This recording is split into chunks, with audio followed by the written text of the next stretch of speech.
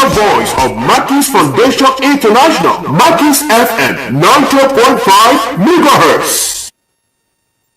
Let's get the ball rolling with Mackie's FM 90.5. For the best in Christian broadcasting, this is Mackie's FM 90.5 megahertz. Broadcasting quality programs of information, education, and inspiration. This is Mackie's FM 90.5 megahertz. This is Mackie's FM. This is Mackie's FM 90.5. Your very best.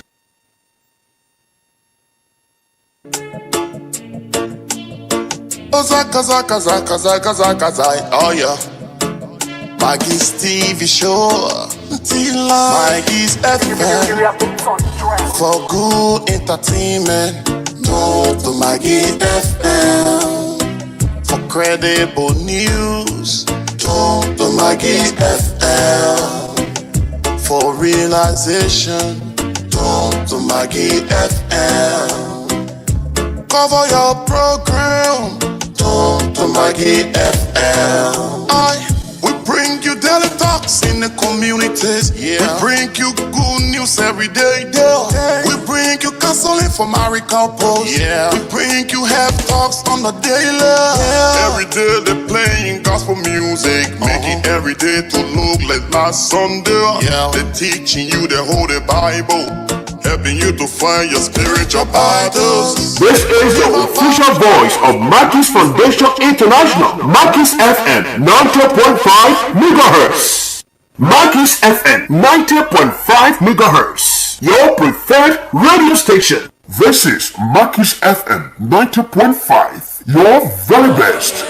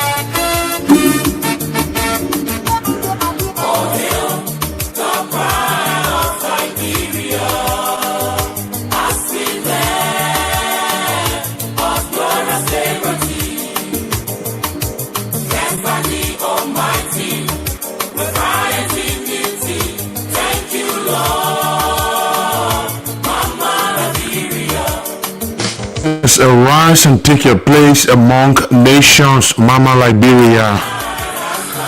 Folks, let me say good morning to you. Good morning, welcome. This is Maggie FM 90.5 megahertz, and of course, we want to say good morning to you wherever you are and following us this morning. It is a pleasure to have you joining us this beautiful Monday morning, the 20th day of January in 2025. Good morning wherever you are. We want to say welcome to Maggie FM 90.5. Of course, we are transmitting live from our central studio here in Gompa City, Neighbor County, located on the LPMC Back Road. It is our pleasure to be here this morning with yet again another fascinating edition of your most informative and highly inspirational breakfast show, that is Coffee Hour. And Coffee Hour comes here on every weekday from Monday to Friday.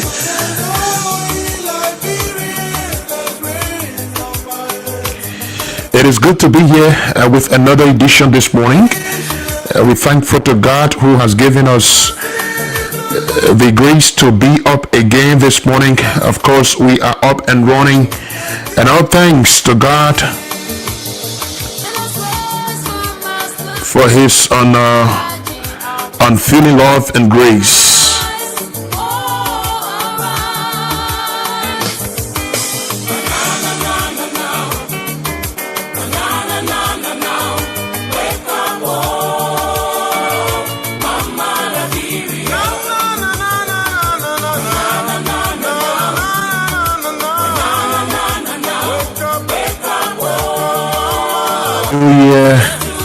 And thank God who keeps driving us and taking us through,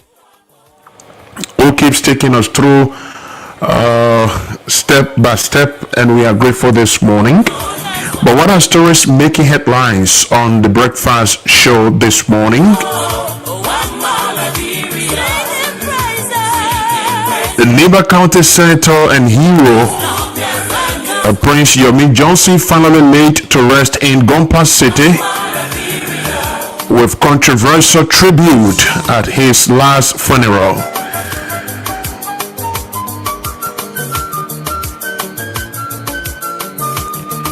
Aggrieved workers of the National Elections Commission commend President Joseph Boakai for decision to suspend for time indefinite the Commissioner of the National Elections Commission of Liberia.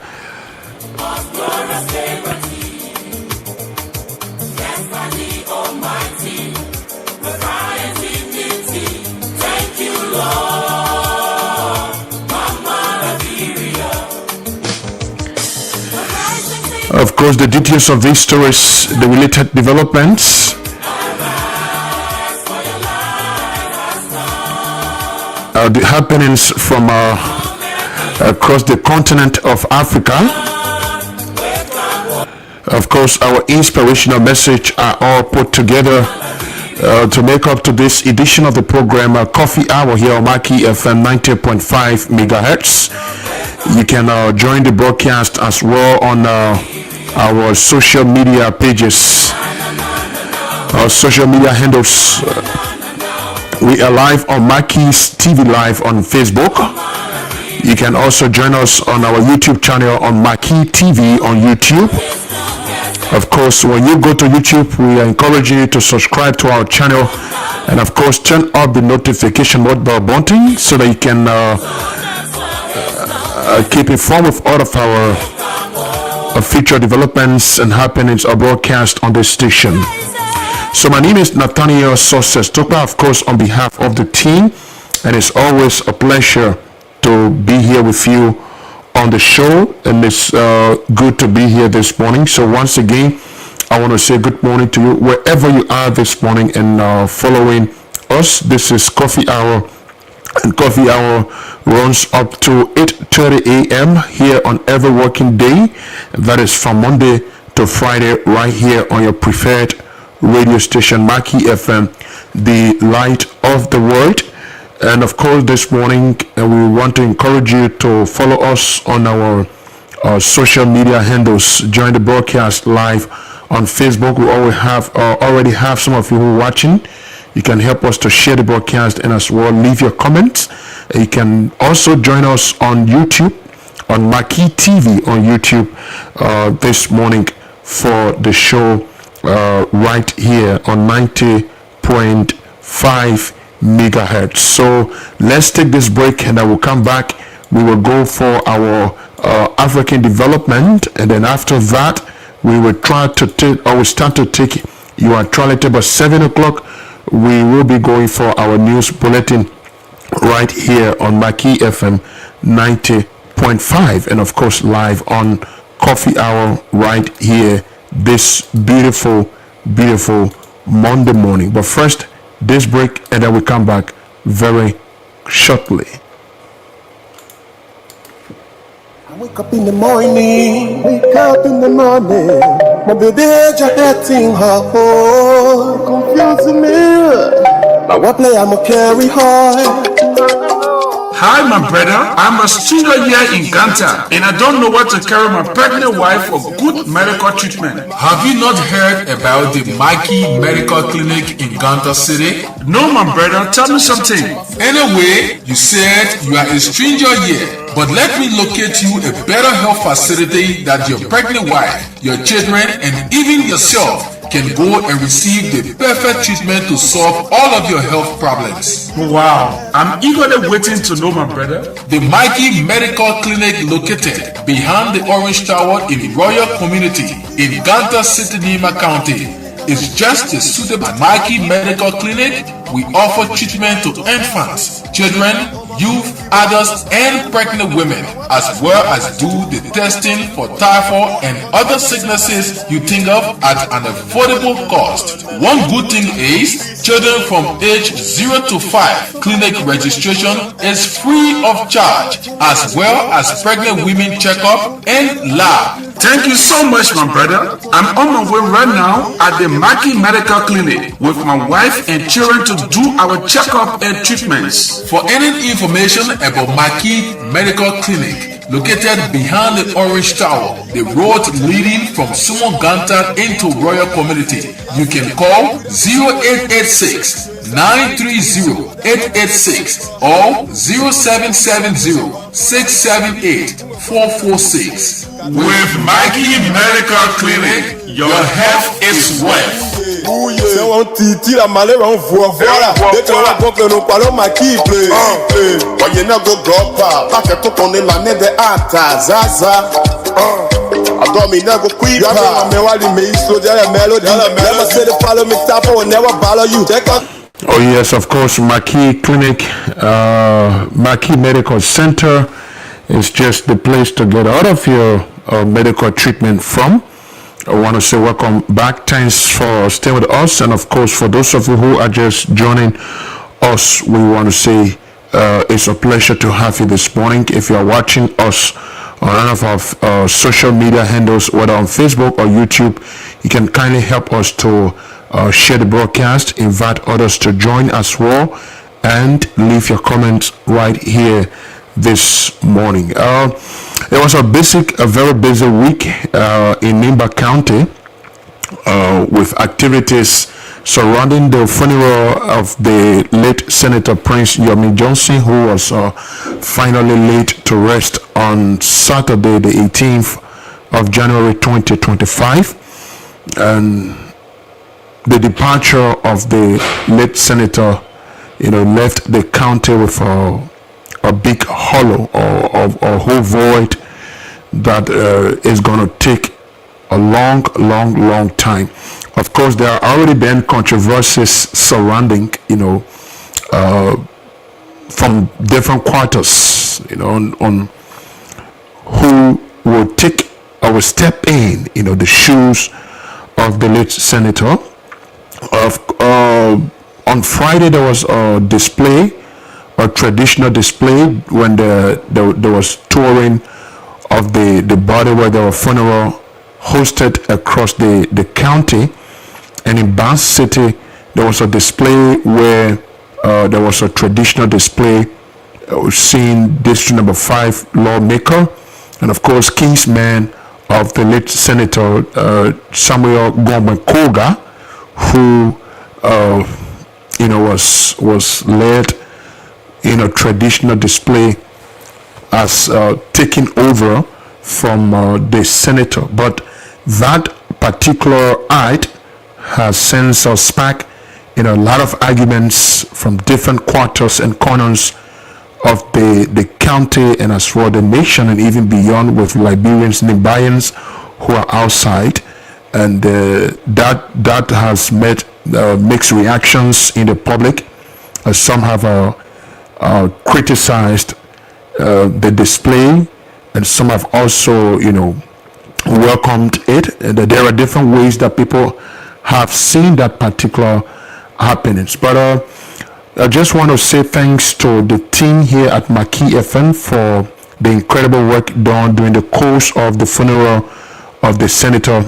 We're up and down. Our guys, Zika, Josephine, Stanley, Eric, Kagan, Andy, the rest of the guys here were up and down, and make sure that brought exclusive coverage of the activities there. I want to say thanks to them. I also want to appreciate, the mayor of Gompa, Samuel S. Hyde Sr. and his team. They also did an incredible work, though he's been doing very wonderfully since his ascendancy as the Lord Mayor of the city of Gompa. One thing that we've seen from the mayor is, the keeping the city clean has been his biggest, priority. Yes, when that should be one thing that a mayor should do, promoting the cleanliness of the city. But in recent years, we have not seen the city as it is or it has been under the leadership of Samuel S. Hyde, the mayor of Gompa. And we want to say thanks to him and his team for the job well done. We're not just here to criticize, as much as they are, in those positions to carry on such work. But there are people who can be there and you can't see the work being done. So if somebody's there and doing the work, I think the least we can do is to acknowledge what they've done or what they are doing. Like at the funeral of the senator, there were a lot of things people said. There were a lot of things that happened, even people that when he was alive, and it's always the case. I don't know why people that were never on a good term with him, they all came. You could not believe that they have good things in their heart to say about this man that maybe when he was alive they saw as the devil. Sorry to say that, but that is it. And there were some people who, when the senator was alive, they could never, see eye to eye. They could not speak and all of that. Some even vowed that they would not speak to this man until they died. But at his funeral, you could see them around to come and say good things, post on the social media, sending their tribute and eulogizing him. But those praises, you could not hear them. You could not even know that such person could ever say any one good thing about Senator Johnson. But you could hear all of those good things said at his funeral on Saturday, or before, or during the course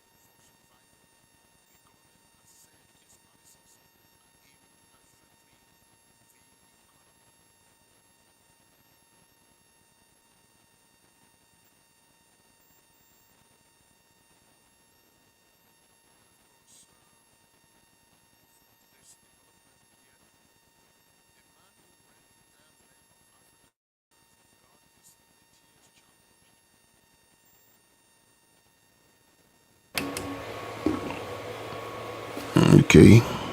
A man who ran the entire length of Africa has begun his latest challenge to climb Mount Kilimanjaro. Ross Cook, nicknamed Hardiest Geezer, completed his previous endurance challenge in April last year after 352 days, despite complications with visas, health scares, geopolitical issues, and an armed robbery. The 27-year-old from Worthing, West Sussex, raised more than €1 million for charity. 9 months on, Mr. Cook has selected a group of people he will guide up Africa's highest mountain as part of his newest venture, Hardiest Adventure, of course. The group arrived in Tanzania on Wednesday before beginning the climb on Thursday, which is expected to take 7 days. Mr. Cook's previous extreme challenge began at South Africa's most southerly point on 22 April 2023 and finished more than 10,190 miles north in Tunisia. He had originally planned to climb the equivalent of 360 marathons in 240 days, but extended the challenge due to complications. He has also released a book titled Mind Over Miles, detailing his experiences during the challenge. Of course, that's it from our African development right here on Coffee Hour on this Monday morning, the 20th of January 2025. 2025 this morning. And we want to say thanks to all of you who have been following. We have 12 minutes up to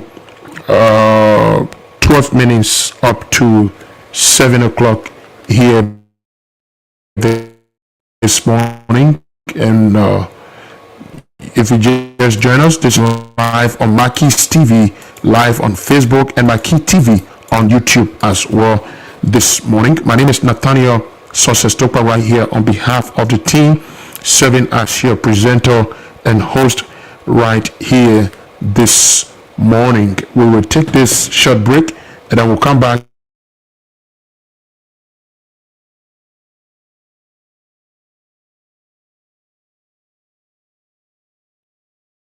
Don't go anywhere on Mackie FM on Coffee Hour right here this morning. Stay with us, and of course, don't go anywhere. This break, and then we come back very shortly.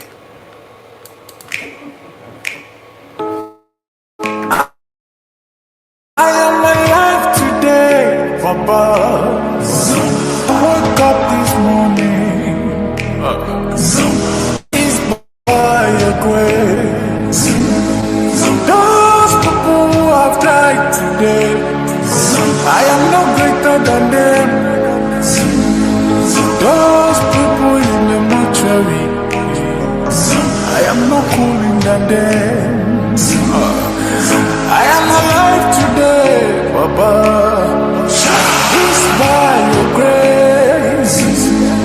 I woke up this morning. It's by your grace. I am no greater than them.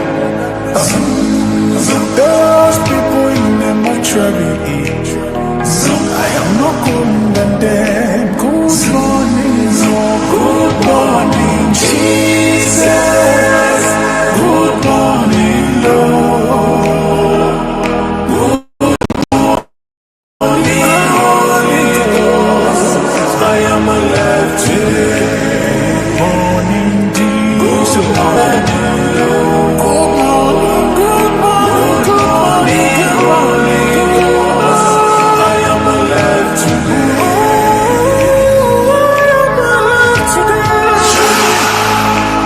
What did I do, Father?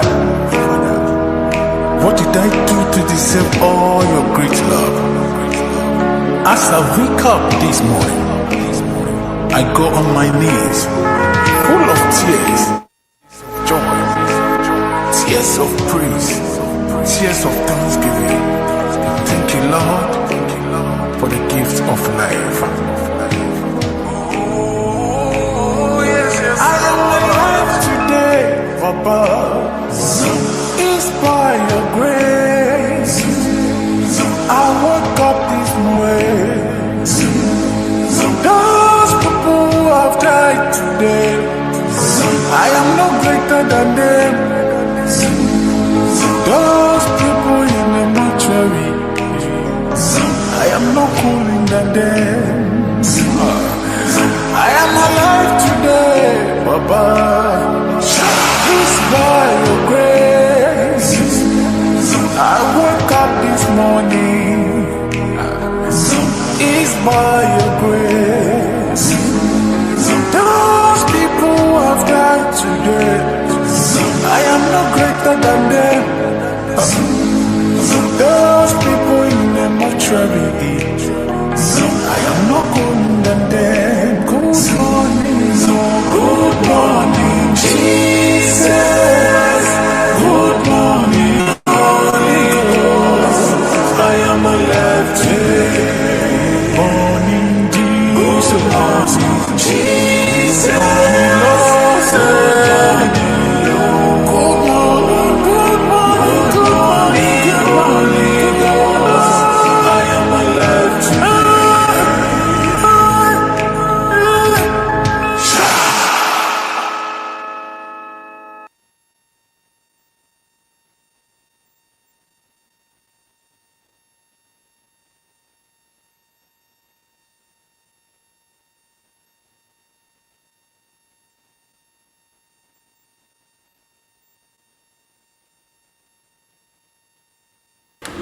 Of course, I want to say welcome back. Thanks for staying with us. If you are just joining, this is Coffee Hour live on Mackie FM 90.5 megahertz. We're coming to you from Gompa City, Neighbor County, right here this morning. And of course, the headlines on the table this morning. Former Neighbor County Senator and hero Prince Yomi Johnson finally laid to rest as controversial tribute swelled at his last funeral. The aggrieved workers of the National Elections Commission have commended President Joseph Yuma Boakai for the suspension of time indefinite of the commissioner of the area. And of course, we are right here this morning with you. So let's now begin to go for our actualities with 7 minutes up to 7 o'clock this morning.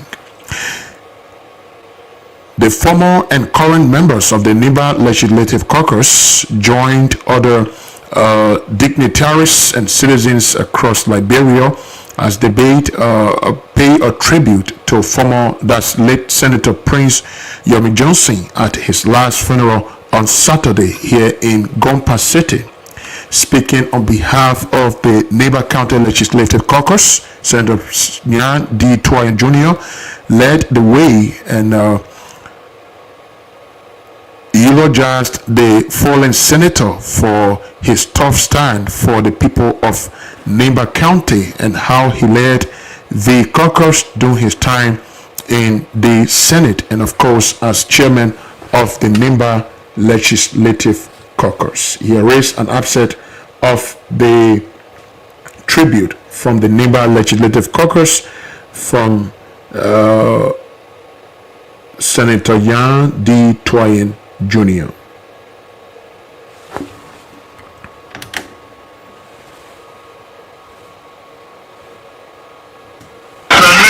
Sustain on existing protocol laid down by previous speakers while we gave our tribute. In Monrovia, at the grounds of the capital the other day, we gave a befitting tribute recognizing the daily works of our fallen chairman and our individual relationship with him. And today is to accompany to our other fallen heroes. We, current and former caucus members of the NIMA Legislative Caucus, we want to begin our tribute by expressing our heartfelt condolences to the Johnson family, the people of NIMBA, specifically the people of New Goma Play, Buyao, Zoge, and the entire NIMBA County. To our constituents from District 1 to District 9, we want to assure you that the passing and the loss of our fallen arrowhead, even though very sad, but has motivated us and united us to renew focus on the development and unity of NIMA. Current members of the NIMA Legislative Caucus have a special message for you to deliver to other fallen heroes that you are about to join in our ancestral land, who also laid the foundation for NIMA unity and transformation. Please tell Johnny Voka and Blazo Towe that the county they helped to form in the 1960s is doing well among the committee of counties in Liberia. Please tell Woto Mangru of Belize that the multicultural NIMA he craved for, in which he envisioned all tribes to live. Please also let Chief Trasama of Zoge know that the religious tolerance he so desire and led himself has taken root across NIMA with the election of a diverse legislative caucus. Please tell Justin Fiado, our president who never became, that we are doing well, and with your help, Mr. Chairman, that we are now occupying the second highest seat in the land.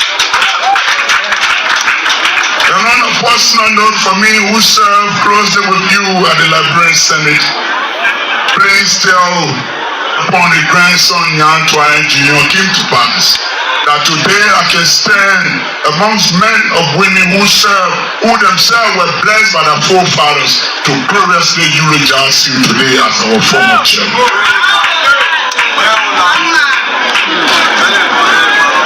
Lastly, please tell Professor Joseph C. Guan, Liberia's foremost historian, that if he was alive today to rewrite the history of Liberia, that book would not be titled The First or Second Republic, but that book would be titled NIMBA, the Republic Within a Republic. As we gloriously eulogize you today, we want to thank you for your service to county and country. And we therefore, again, want to send a current call to all, irrespective of your political background, that if you think that the passing of our arrowhead is the beginning of the disunity of Nimba, you are lying to yourself. The passing of, when a giant falls, when a father falls, the children, the uncles, the aunties, they unite to fight for themselves. Become be stronger and united together, because we know we don't have a giant anymore, so we have to depend on each and everyone sitting here and across the country to make Nimba country what it ought to be. So we lay reads on the castle bearing the mortal remains of our caucus chairman, in the name of the Father, the Son, and of the blessed Holy Spirit. Thank you.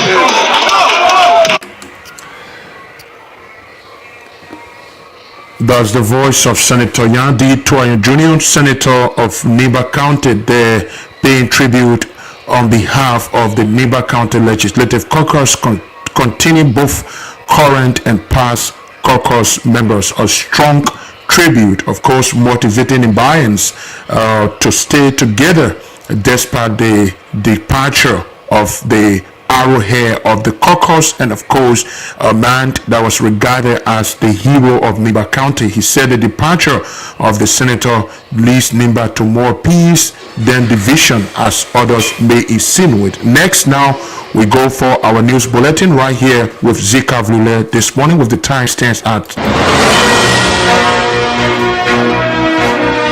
This is Maggie FM 90.5 MHz. The time is 7 o'clock. This is Maggie FM 90.5 MHz. The time is 7 o'clock.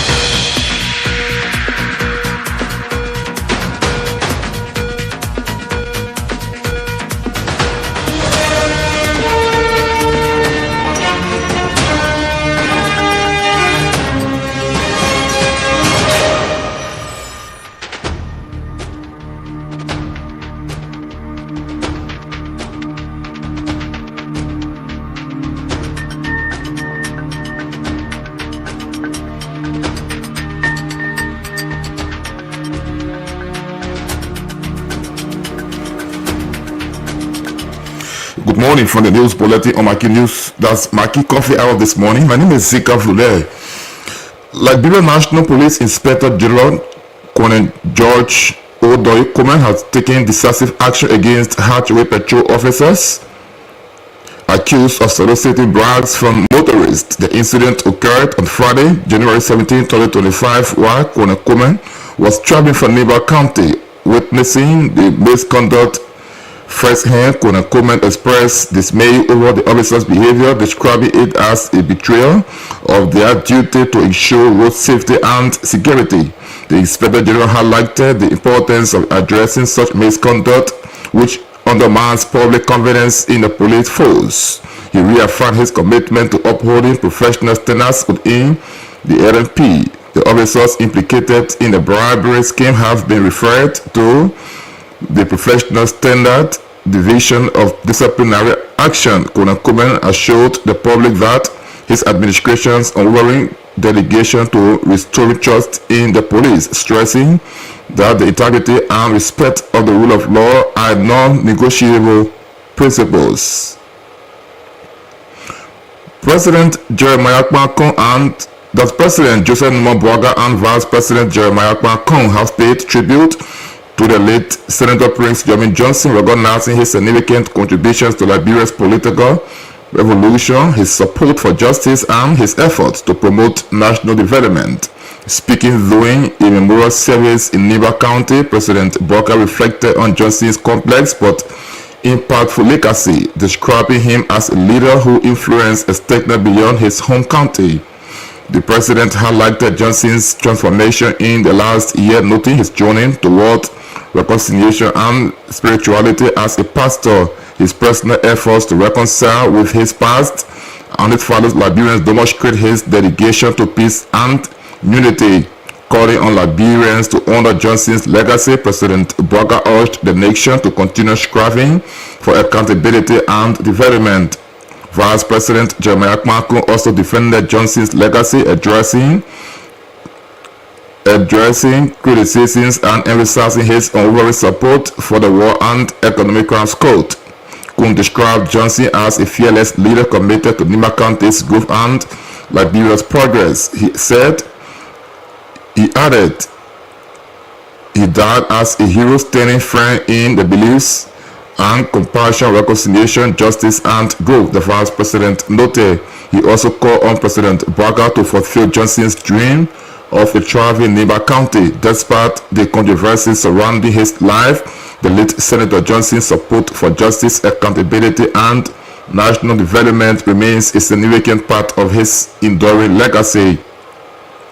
The National Public Health Institute of Liberia, NPHI, has inducted 15 young Liberians as research laboratory and diagnostic scientists, bolstering the nation's public health capacity. The ceremony held on January 17, 2025 coincided with the National Emergency Preparedness and Response Committee meeting, making a milestone in the achievement of Liberia's health sector. During the event, the attendees pledged their commitment to humanity's well-being, vowing to serve with dedication and integrity. The oath-taking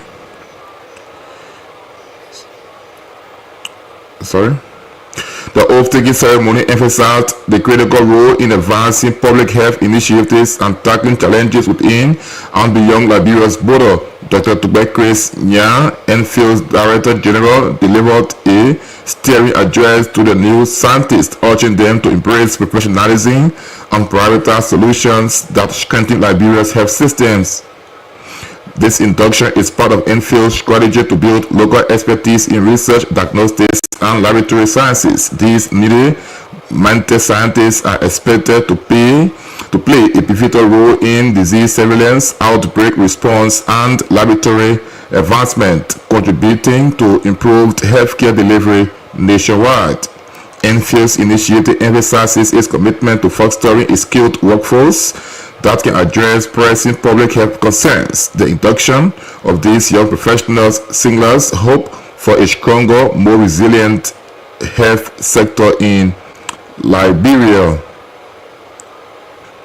And finally, the 55th legislature has confirmed that President Joseph N. Boaka's 2025 State of the Nation's address sooner will be delivered on the Capitol grounds, revising an earlier decision to use a different venue due to the December 18, 2024 devastating fire that ravaged the joint chamber of the legislature. Bank County District No. 2 Representative James Collier, chair of the House Committee on Rules, Order and Administration, initially declared that the joint chamber's damage and ongoing renovations made hosting the event at the Capitol building unfeasible.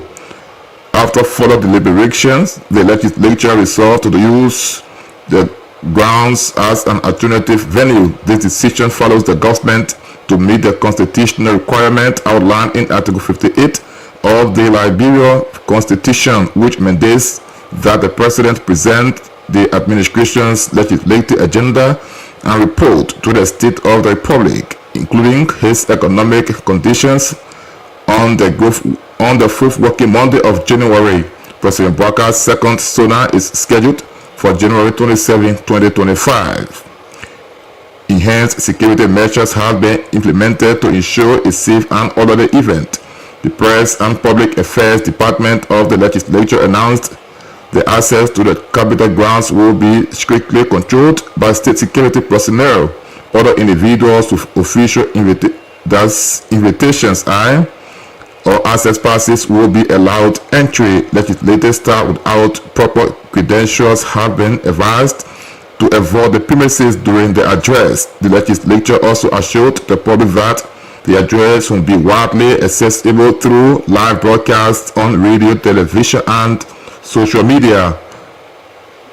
Media institutions seeking on-site coverage must obtain prior approval and access passes. Three suspects arrested in connection with the December 18, 2024 fire at Liberia Capitol building have alleged that they were tortured by agents of the National Security Agency, the NSA, to falsely implicate Speaker J. Fonati Kufa in the incident. The Ministry of Justice has denied the allegations, describing them as baseless and an attempt to mislead the public. Andrew Clare Lawson, one of the suspects, detailed harrowing allegations of physical abuse and coercion during the detention. He claimed that NSA agents reportedly accused him of being paid by Speaker Kufa to burn down the Capitol building. Lawson recounted that Speaker Kufa has been strict with him and colleagues on how they go about criticizing public officials. Albert Weir and other suspects shared similar experiences, highlighting that he was blindfolded and interrogated about his alleged involvement in the fire incident. Thomas Ellery, the third suspect, recounted a chilling order claiming that he was stripped naked and beaten by NSA agents. The Ministry of Justice has denied the accusations, describing him and them as fabricated and an attempt to shift blame. Speaking to reporters, Ministry of Justice said the ministry also emphasized that the investigation into the Capitol building fire is ongoing and that it would not be derailed by what it described as desperate attempts to undermine the credibility of the process. The allegations have sparked political controversy, with some viewing them as an attempt to small Speaker Kufa. The speaker, who is facing political challenges, has not commented on the matter. However, he and his supporters have called for an independent investigation into the fire and alleged maltreatment of the suspects. Civil society organizations and human rights advocates have expressed concern over the allegations, calling for transparency in the investigation and urging the government to respect the rights of detainees. And that's the news bulletin on Maggie Coffee Hour this morning.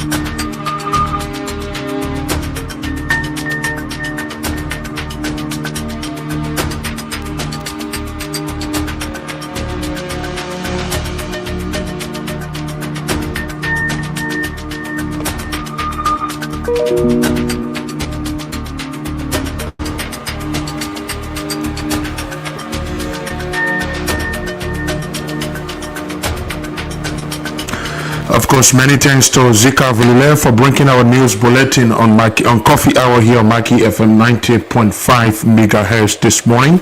Of course, you are still following us. You can continue to follow the broadcast live on our social media handles on Mackie's TV Live on Facebook, and as well on Mackie TV on YouTube. this morning. That was our news bulletin. And of course, if you just join us, this is Coffee Hour. You can also send your text reactions to the stories we are parading this morning on 0770-625-004, 0881-276-038. Your texts and of course your comments will be read at the appropriate time. We have 12 minutes on the flip side of 7 a.m. here in Gompa City this morning. The House of Senate made an emotional tribute, like others, at the final funeral activities of fallen Senator Prince Yomi Johnson. Speaking on behalf of the House of Senate, Senate Pro Tempore Madam Kanga Lawrence of Grand Bassa County acknowledged fallen Senator Prince Yomi Johnson as the doyen of the House of Senate. She said during the days of his life at the House of Senate, Senator Johnson was known as a man who was brave and never hid his feelings from anyone and always expressed, but was also easygoing and one person who never kept grudge in his heart against any of his colleagues. She said Senator Johnson is going to be definitely missed, as it was the House of Senate was shaken since the news of his death on the 28th of November 2025. That's 2024, sorry. And there's an excerpt from the House of Senate tribute at the funeral services of the late senator. Members of the 52nd, 53rd, 54th, and 55th senators to please stand as we pay our third and final tribute to Senator Johnson. Senator Prince Johnson, well known by his colleagues as distinguished, who has served 3 terms, and he was the doyen of the Liberian Senate. He was a patriot, a leader, and a kingsmaker. He served in the following positions: Chair on Security and Defense, Senator representing the Liberian Senate at ECOWAS, and Chair on Internal Affairs. He was a powerful man who always appeared calm, humble, and with a deep smile. He did not hesitate to criticize or say the truth, and that was always done in good faith. He would express everything he had on his mind, even if he had to wake up at night to get it off his chest. He was not a man who kept grudge and was always forgiving. He did not have any personal problems with any of his colleagues, regardless of our political affiliations and views on issues that he did not like.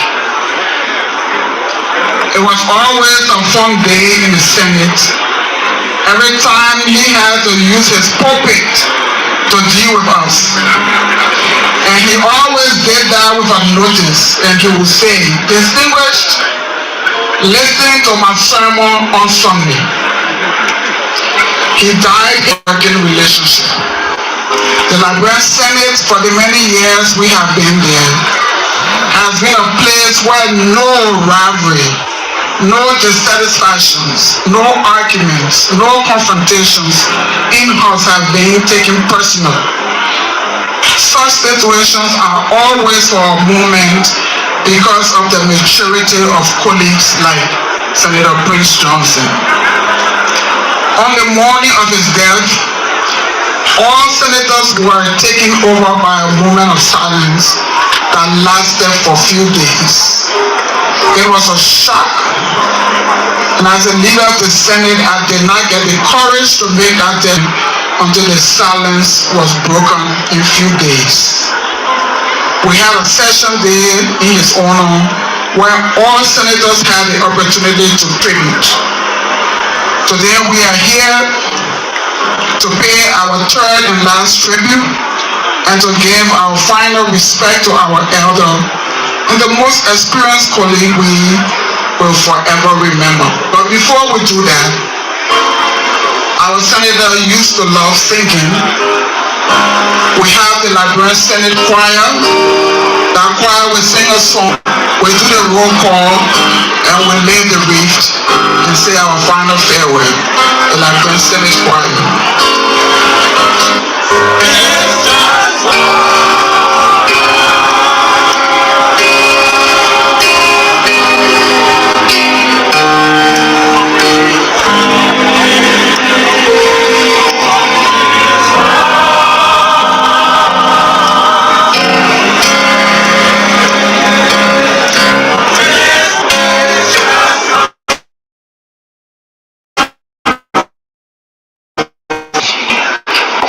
Section of the 55th Legislature of the Republic of Liberia.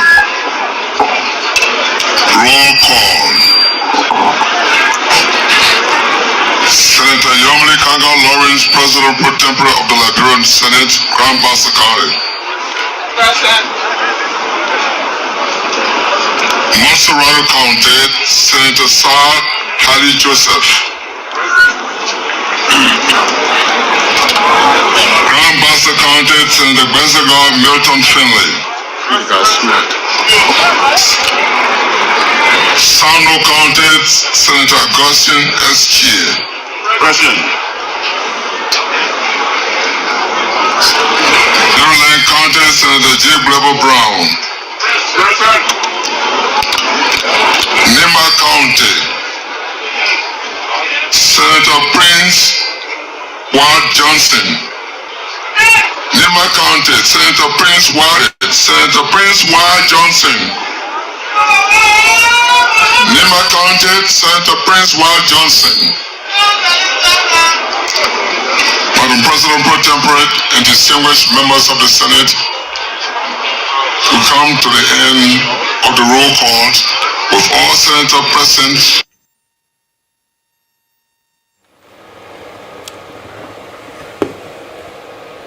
What an emotional happening on Saturday here in Gompa City as the House of Senate paid its tribute to fallen Senator Prince Yomi Johnson, and of course that was followed by a roll call by the Secretary General of the Liberian Senate, and that roll call was a symbol to indicate that indeed Senator Prince Yomi Johnson was no more a member of the House of Senate.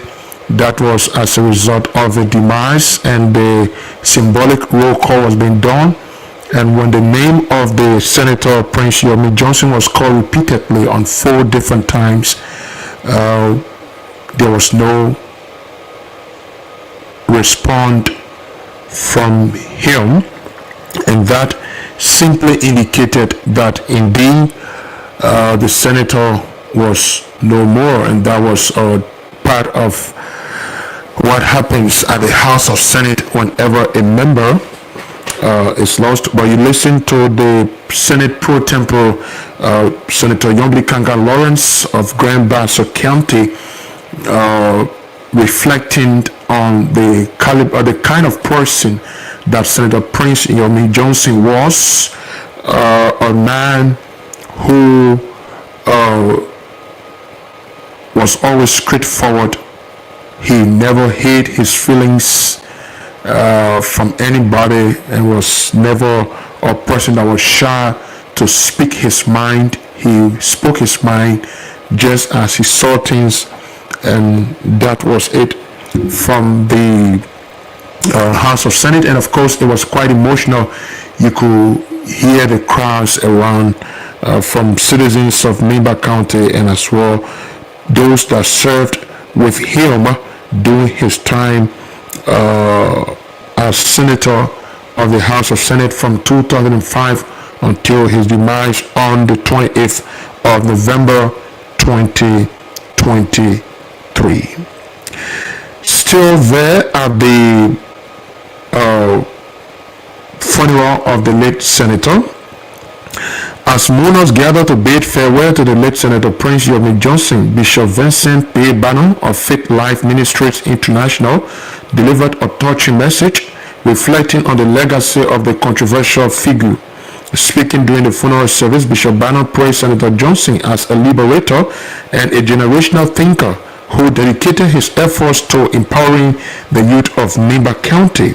In his sermon, Bishop Bannon acknowledged the complexity of Johnson's life and legacy, calling for reflection rather than judgment. And this is an excerpt from Bishop Bannon's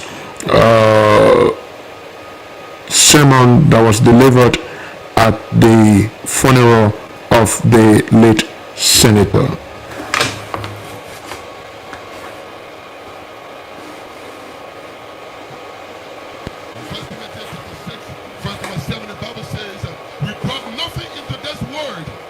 Solomon will carry nothing. Solomon is behind. In 1 Timothy chapter 6, verse number 7, the Bible says, we brought nothing into this world, and Solomon will carry nothing. Solomon was one of the greatest men that ever lived on earth.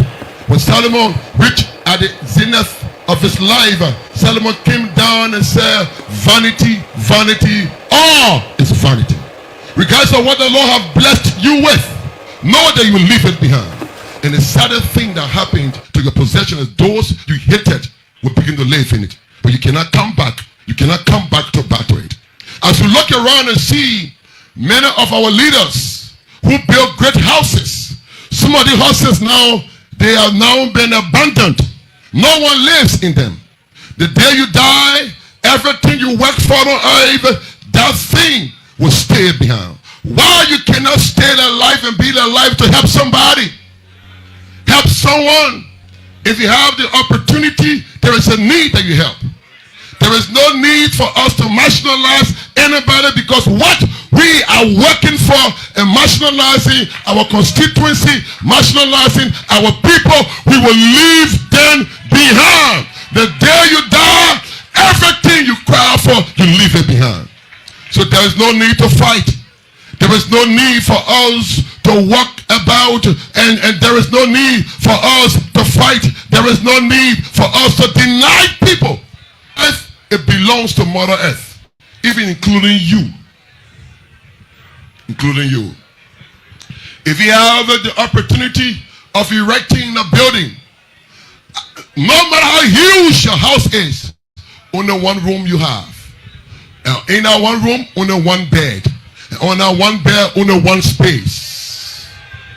The Bible says, what shall it profit a man if he gain the whole world and lose your soul? There is a time coming. I know no one is equal to you, but when that day reach, the least man will become a mighty man. Beloved, the rich man was requesting and begging Lazarus, but on earth, Lazarus was begging the rich man. The next thing what that will happen on that day is opportunities will cease. Opportunity will cease. So why can you be alive and create opportunity for other people? Why deny people of the opportunity? When you die, all other opportunity cease. So the day you die, opportunity cease. There'll be no more hope.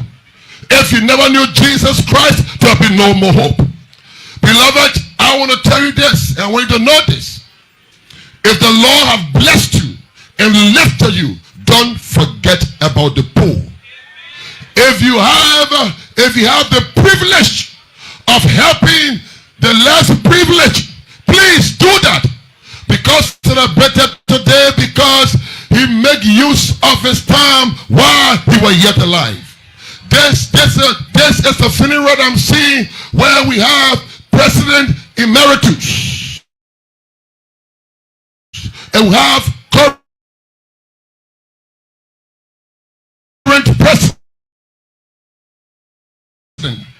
we have a vice president that was produced by him. No one would appreciate you. I want you to know what belongs to a group. Don't take it alone. Don't use it and send your kids away while other children are down. What belongs to everybody, there is a need that you make use of it. Because when you die, opportunity ceases. The day you die, everything you fight for, it stops.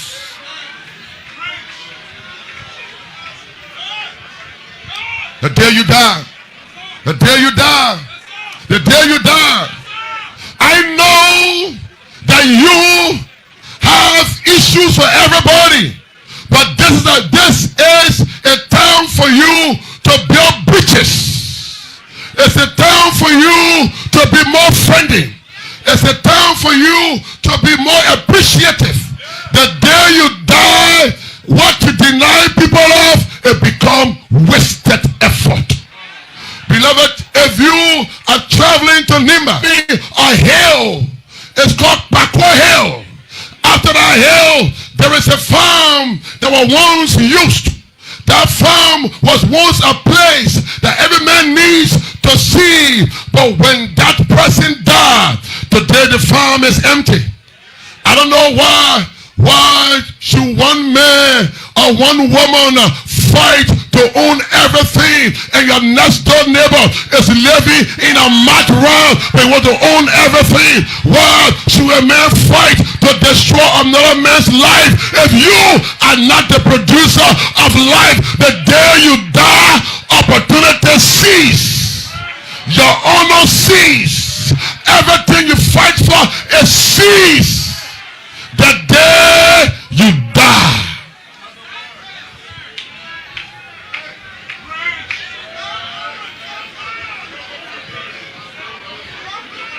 I've come to let you have the power to kill. I know that you are strong. You have the power to undermine. I know you are strong.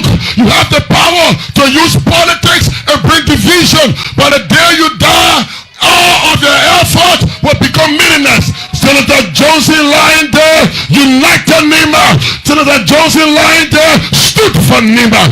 Who can God raise to flag our county? Who can God raise to stand as Senator Johnson? The day you die, the day you die.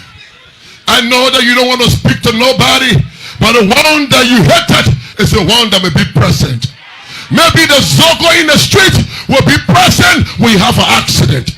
There is a need that you be friendly. There is a need that you reconcile. There is a need that you should it. When people left you, said, it's people that build people. It's people that make people. And it's people that destroy people. The day you die. The day you die. Everything you deny people of, it becomes wasteless. It becomes waste. It is a waste. What shall it profit you if you win the whole world and lose your soul? You're very good at bringing division, but payday is coming. You're very good, beloved. I've come to tell Nima, lay politics aside and let's go for impact. Let's work together. Let's build our county.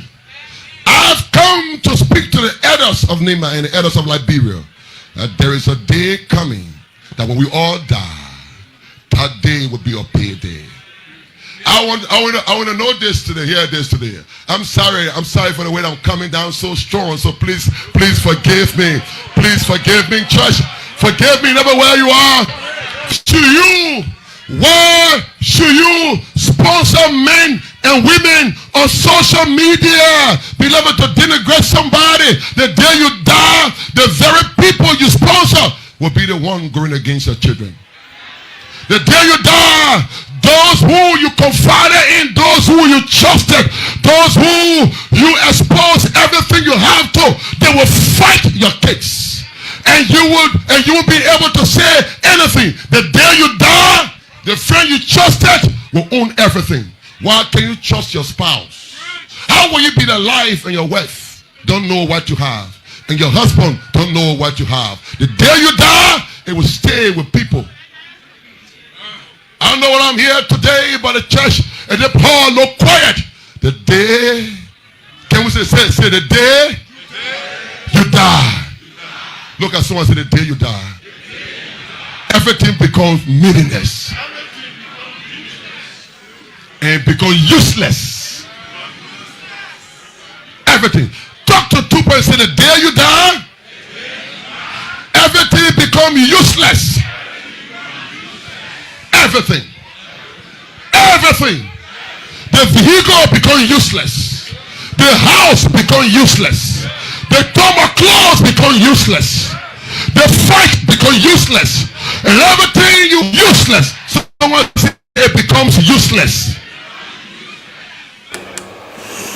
Oh yes, indeed, the day you die, everything becomes useless. A strong message from Bishop Vincent P. Bano there at the funeral of late Senator Prince Yomi Johnson. And of course, was speaking with boldness and being very fearless. You know, he started by asking the leaders that there is no reason why citizens should be exploited,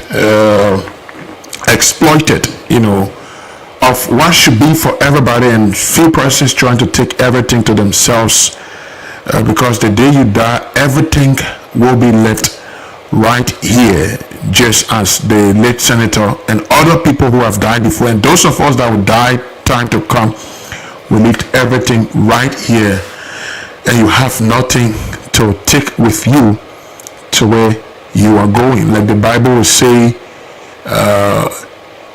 that, you know, where the dead is conscious of nothing, you know. But it was a really strong, very strong message from Bishop P. Bano there of the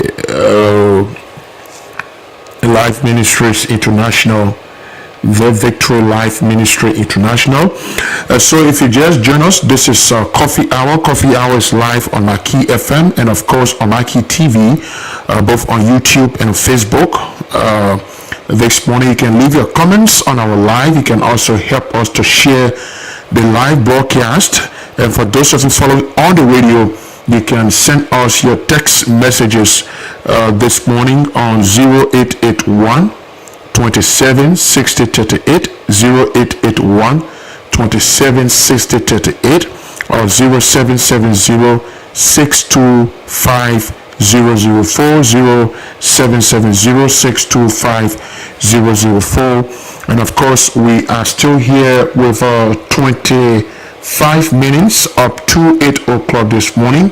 By 8:30, we are hoping that we can come to the end of this program, Coffee Hour, right here on Maggie FM 90.5 megahertz. But before we go for our next development, let's take this break and come back very, very shortly.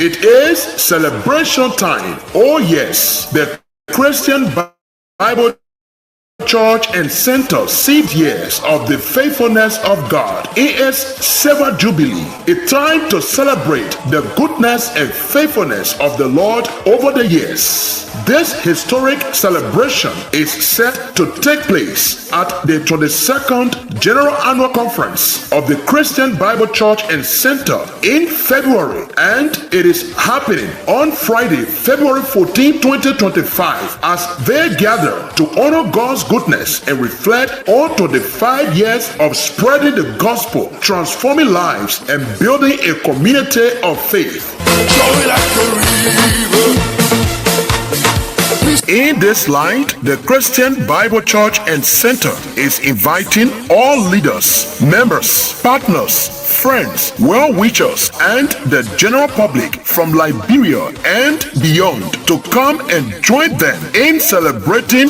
this historic Silver Jubilee 2025.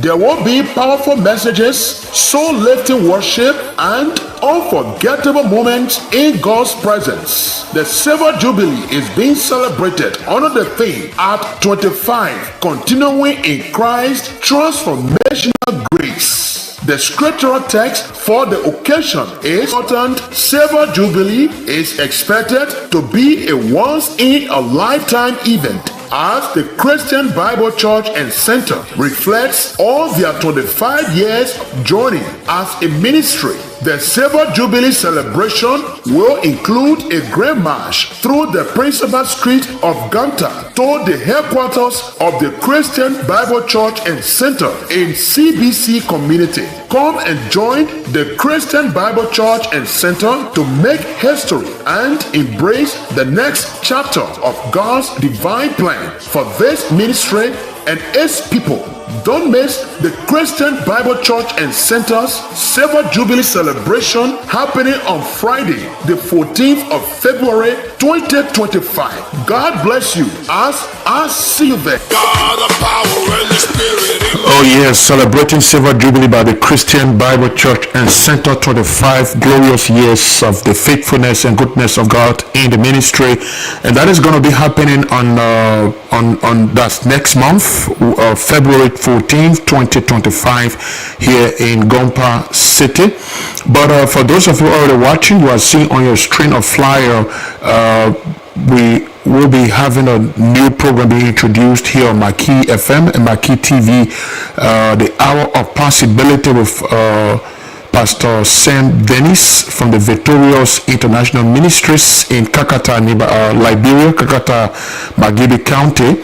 And that is going to be happening 7 days a week, early morning prayer hours and the hours of sharing testimonies of God's goodness as well.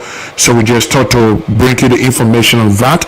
And that program is going to be getting on the way as soon as possible right here on Maggie FM and of course on Maggie TV here in Gompa City, Nimba County. So we now have let's make it 20 minutes up to 8 o'clock this morning. And if you are just joining us or just tuning in, let me say good morning to you. Welcome. This is Coffee Hour, morning breakfast show live here on your preferred radio station, Maggie FM 90.5 megahertz, and we are also live on Mackie's TV live on Facebook and Maggie TV on YouTube. You can watch the broadcast there live, and you can also leave your comments and share the broadcast. And we're also encouraging those of you monitoring to send us your text reactions to the stories you are following here this morning on 0770-625-004 or 0. Let us still leave your comments, and we're gonna read it out and highlight them as soon as we reach that time. Still with the funeral of the late Senator Prince Yomi Johnson, as dignitaries and citizens continue to pay tribute to the fallen Senator Prince Yomi Johnson during the funeral over the weekend, others believed that the senator died earlier than expected, and some blamed the death of the senator on the pressure from the Bwakai Kong's government on the establishment of the War and Economic Crimes Court. The members of the Movement for Democracy and Reconstruction, a political institution established by the fallen senator, expressed their discontent in the Bwakai Kong's administration and blaming them that the pressure from the establishment of War and Economic Crimes Court was what led to what they believe to be an early demise of the 72-year-old political leader. And here is an excerpt during the tribute at the funeral. Better than one time. And let me state this here clearly. That time was the time you signed the resolution for the establishment of War Crown Court. When we heard that you have signed a resolution for the establishment of War Crown Court, Executive Committee member of MDRR, why on this resolution? And you said to us, it's too much, I'm tired of the provocation, I'm tired. You said it to us. You told us, my people were slaughtered and goods in the 90s. There were no man to God. But today, Liberian politicians are only everything. Go walk back, go walk back, go. If they want to kill me, I will die. The wicked die, the mother of the wicked die, to attend your program. We saw you, your body was dropped. We asked you, we said, Senator, why are you reducing like this? And then you told us, you said, my mission brave. Senator, we are not satisfied. You died for pressure. You died for pressure on War Crown Court. Our Father, we said, may your soul rest in peace. We are here. The struggle never go in vain. We are. They hype up too much. Thank you, may God bless all of us. Thank you, may God bless all of us. That's the voices, I want to say, voices from members of the Movement for Democracy and Reconstruction, a political institution established by the fallen Nimba County Senator and political godfather Prince Yomi Johnson. That were some of the controversies at the Senator's funeral, full of complex, views and reaction from citizens. And the MDR says that the senator died of pressure, though they say that before the demise of the senator, when they met in Ganta, he told them that his mission on earth was over. But they say that the senator's demise was because of pressure from the establishment of the War and Economics Crown Court. One person who also believed that the death of the senator was as a result of pressure from the War and Economics Crown Court, and also feels that it was as a result of abandoned men, was the senator of Grand Jada County, Senator Thomas Yaya Nimley. Senator Nimley said Senator Johnson was not given enough time, and Liberians refused to forgive him despite seeking further forgiveness in 20 years, which even led him to preach the gospel of Jesus Christ. Those of you who relate to the Bible every day, what did God tell you about forgiveness? How many times should you pray for forgiveness from God before he should forgive you?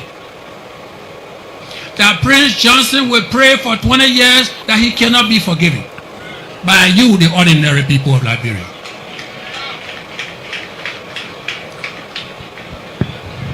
Senator Prince Johnson prayed for 20 years. He always wanted to buy time to pray and to serve his people. So every time a presidential candidate came, and he would go and say, I will make you president, but I want you to buy me time. He did that with President Ellen Johnson Sirleaf. And President Sirleaf, at the time that there were 15,000 UN soldiers in this country, that she had the opportunity to execute war crime, and she said to him, when you make me president, I will buy you time.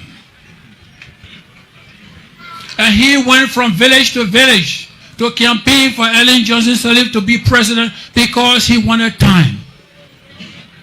President Johnson became president, and she bought him time for 12 years. People went to Ellen Johnson Sirleaf and they said, why aren't you bringing War Crown Court? He said, look at the country. Nobody is talking about war crime. People are worried about the next daily bread. They worry about their children going to school. They worry about hospitals. So Prince Johnson bought time for 12 years. And when Ellen Johnson left power, President Weah came and his program, Propo, and he went and said, if that is Propo, then I think that's the man I can talk to. I need to buy some time. He went to President Weah and said, I'll make you president. I want to buy time to serve my people. And President Weah said, when you make me president, he got out into Nima County in Liberia, he campaigned, and President Weah became president. And when the citizens asked President Weah said, Ellen Johnson Sirleaf came here and spent 12 years and did not bring war crime code. I am not bringing war crime code.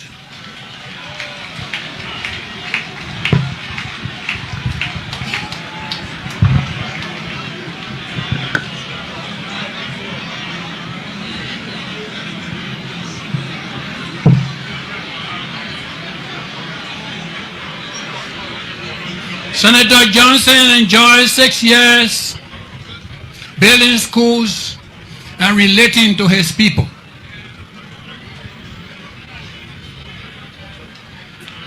When President Weah time ended, he heard about rescue mission. He said, Weah, I'm not going to support you. I'm going to go to rescue because I want to be rescued.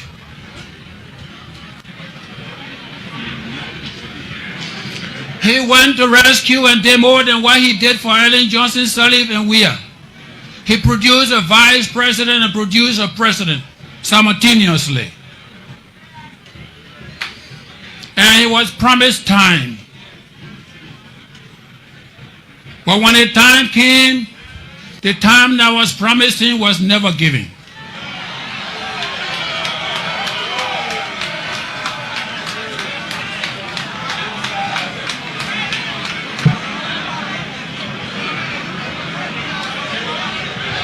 Senator Johnson was troubled. Senator Johnson was troubled. He called me 10 o'clock in the night. And he said, distinguished. And I said, my brother. Every time he calls me distinguished.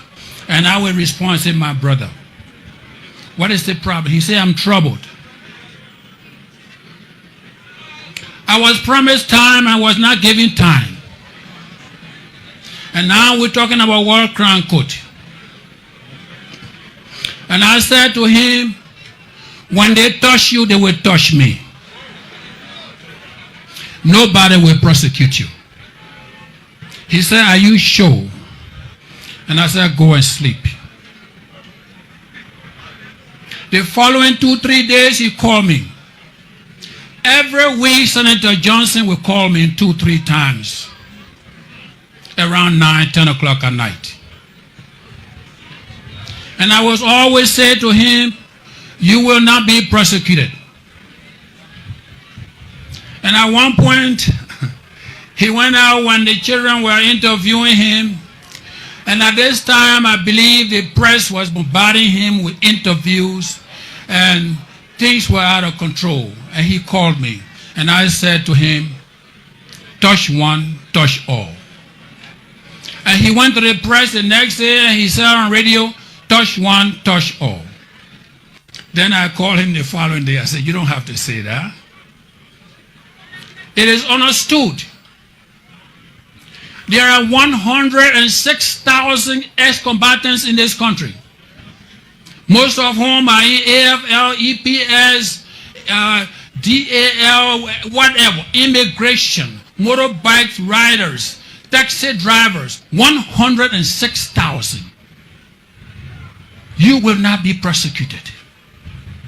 Every hand in this country has a blood stain, and you will not be singled out.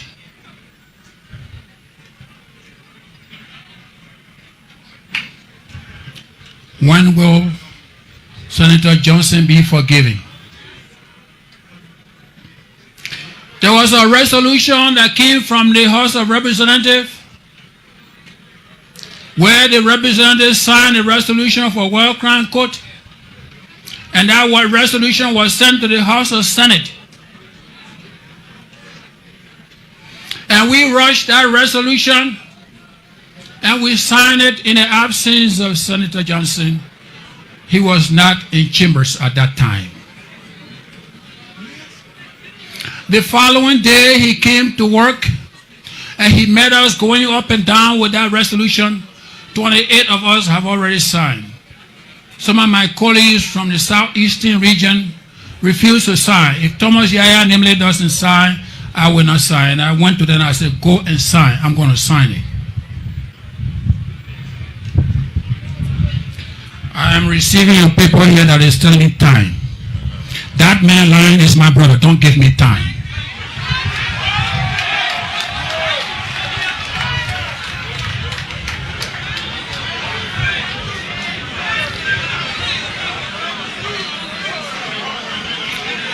So we signed the document. Senator Johnson came to work that morning, and one of the senators told him that all the senators have already signed the resolution. And he said, he asked a question. He said, the Senator Nimle signed. And they said, yes. I was sitting right behind him. He never saw me because he was concerned. And they said, yes, Senator Nimle signed.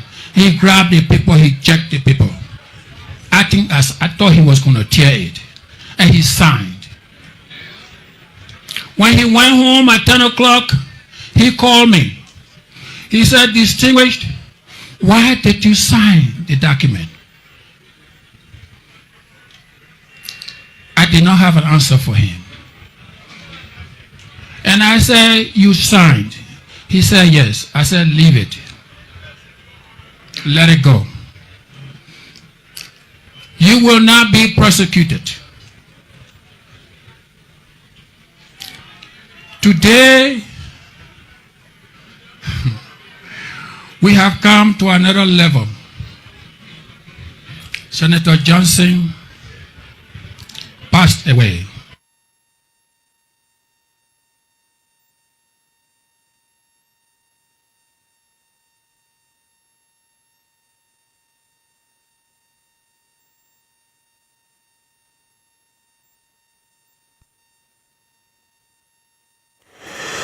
The voice of Grand Jeddah County Senator Thomas Yaya Nimle, a former warlord as well, there on the senator's death. He believes that Senator Johnson's demise was as a result of pressure from signing the resolution to establish the War and Economic Crimes Court in Liberia, and he says that he believes that the Boakai Combs administration and Liberians betrayed the senator and even himself, who happened to be a warlord as well. We now have 5 minutes up to 8 o'clock here. And if you're just joining us, this is Maggie FM 90.5 megahertz. And you're also watching us on Mackie's TV Live on Facebook and Maggie TV on YouTube. If you're not watching, you can join us there as well to follow the broadcast right here this morning, and as well leave your comments right there this morning on 90.5. You can also send your wise words and comments or text reactions to 0770-625004, 0770-625004, 0881-2760-38, right here on the program this morning. Following the tribute from Grand Jeddah County Yaya Nimle, the Vice President of the Republic of Liberia, who was the closest political son of the fallen Senator Prince Yomi Johnson, Vice President Jeremiah Kong also responded in this way to the comments from Senator Thomas Yaya Nimley. Senator Nimley, I want to thank you. When you were speaking, I got to the part that said, why you can't forgive Senator Johnson. I thought you were going to wake up. Then I remember Senator Johnson was dead. Because he would never accept that he was guilty. He was never guilty. And because you are never guilty, he signed a war crime code because he wanted to go to court and tell the people of this country that he defended this county and his people. And so he was never guilty.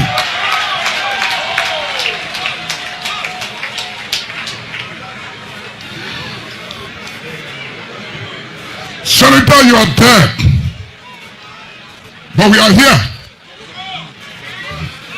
And I know if you are living, you will wake up to respond immediately because that's the guy you were. But you left your children here. And that's why we'll say it for you because you can't speak now. You are not guilty. You are never guilty. There will be no court in this country or internationally that found you guilty. That's why we celebrate you as our hero. Maybe apart from the death of the late William V.S. Tubman, every guy that received the kind of support and crowd and honor that this hero of Nima is receiving. If you were opportune to follow us across this county, if you enter in Ganta the day we enter, you will know that a tree has fallen. You will know that a hero has gone to rest. If you went to Sanikole, you went to Campley, you went to Ban, Saclepied, the people of Tabata are even blaming me why we didn't take Senator Johnson to Tabata. The people of Yahweh Mitzvah. And so Senator was never guilty. He's a hero, and that's why we bury him as a hero.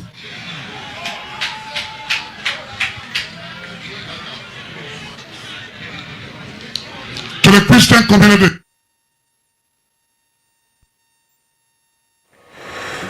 Senator Johnson was never guilty. He died a hero, and that's why we will bury him as a hero. That is the voice of the Vice President of the Republic of Liberia, His Excellency Jeremiah Pankong of Nimba County, and of course a lawyer and the closest political or most trusted political son of the former, that's the late Senator Prince Yomi Johnson, there responding or reacting to the tribute from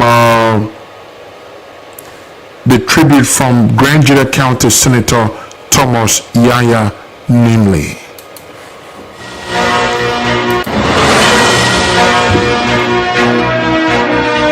This is Maggie FM 90.5 megahertz. The time is 8 o'clock.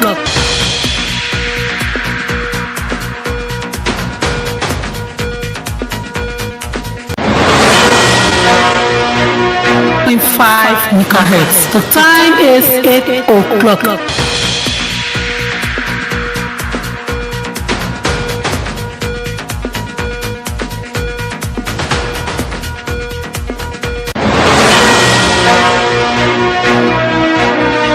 This is Maggie FM 90.5 megahertz. The time is 8 o'clock.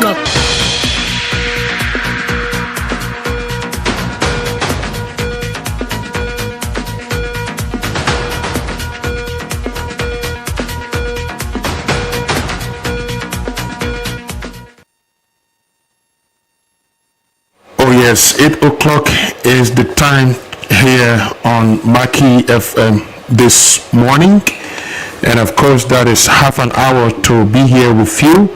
I want to encourage you to keep sending us your text messages here this morning, reacting to the stories that are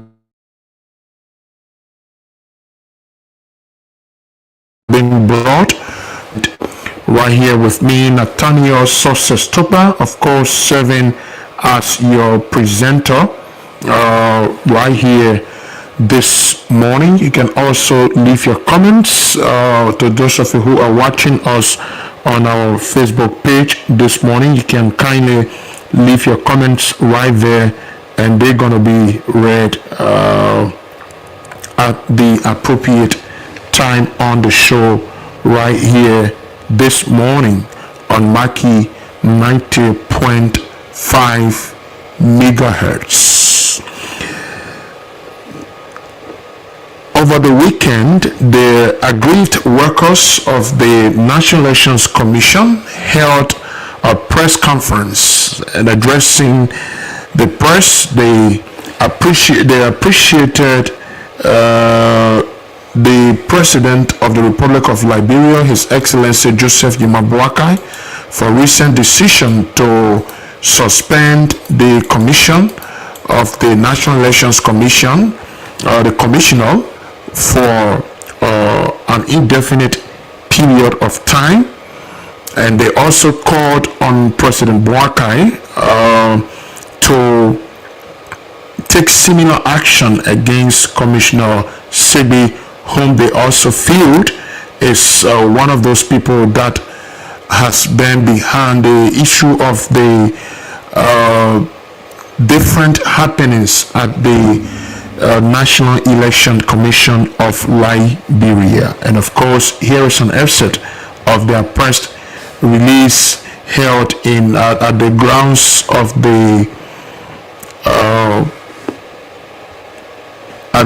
the Elections Commission in Monrovia over the weekend.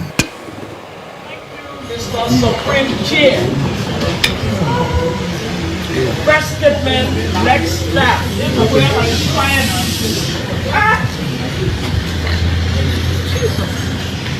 Press statement, next step.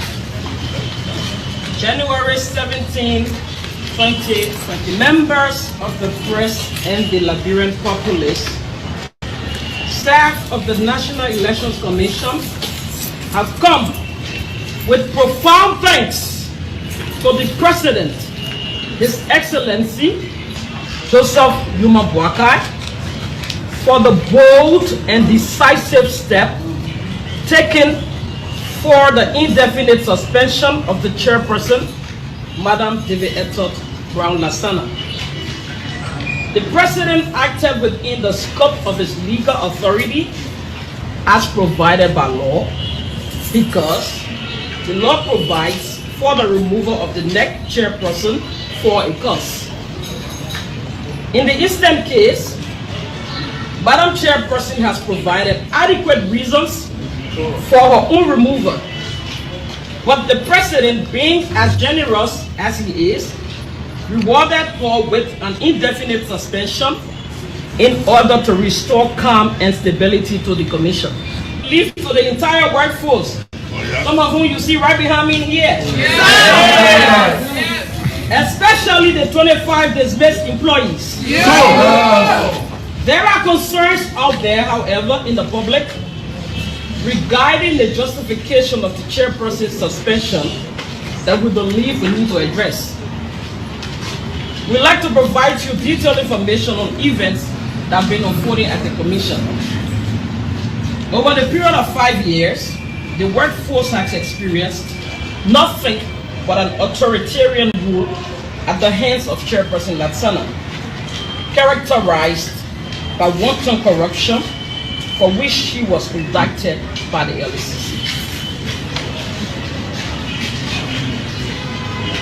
Treated with no respect, to the point where when opinions are expressed in meetings, it is treated as an affront and subjected to internal investigation and eventually leads to dismissal.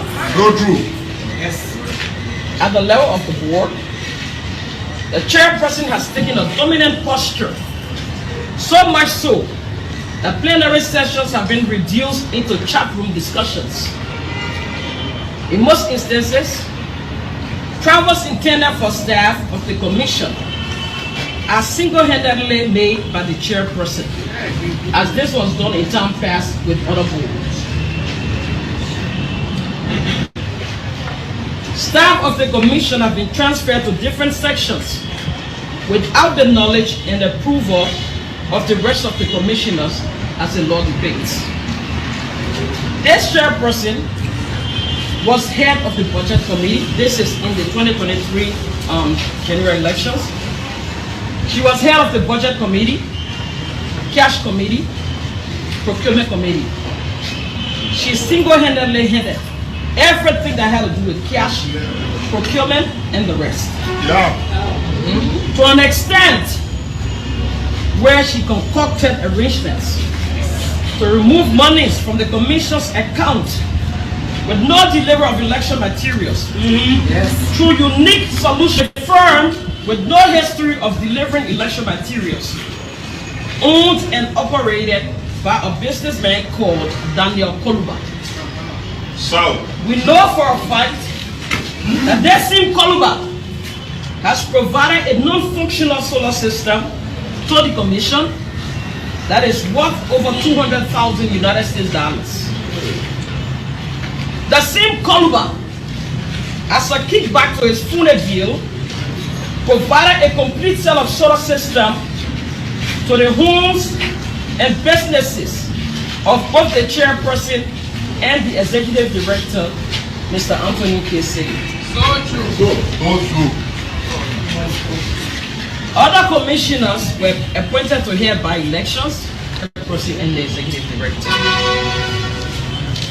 She sidelined directors that she did not like and dealt with their deputies, completely disrespecting their offices, at an instance leading to frustration of heads of sections.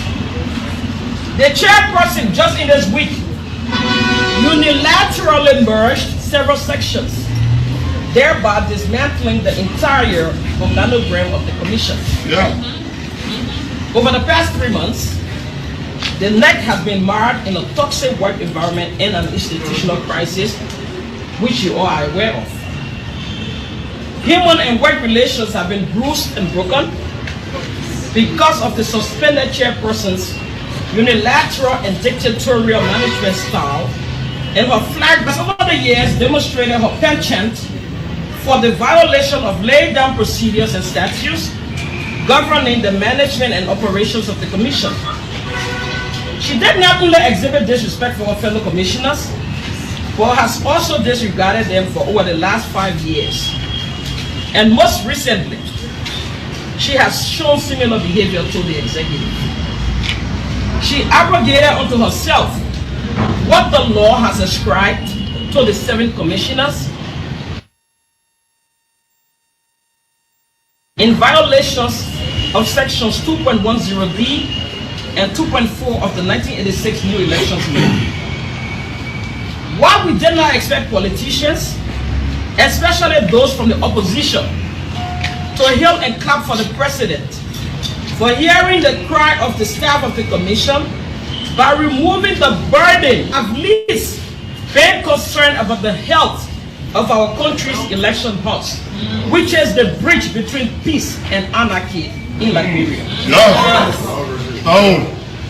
It is disgusting to note that politicians such as the likes of Musa Belidi, Akarios Gray, and others are politicizing a matter of human rights and national security in support of a corrupt indictee.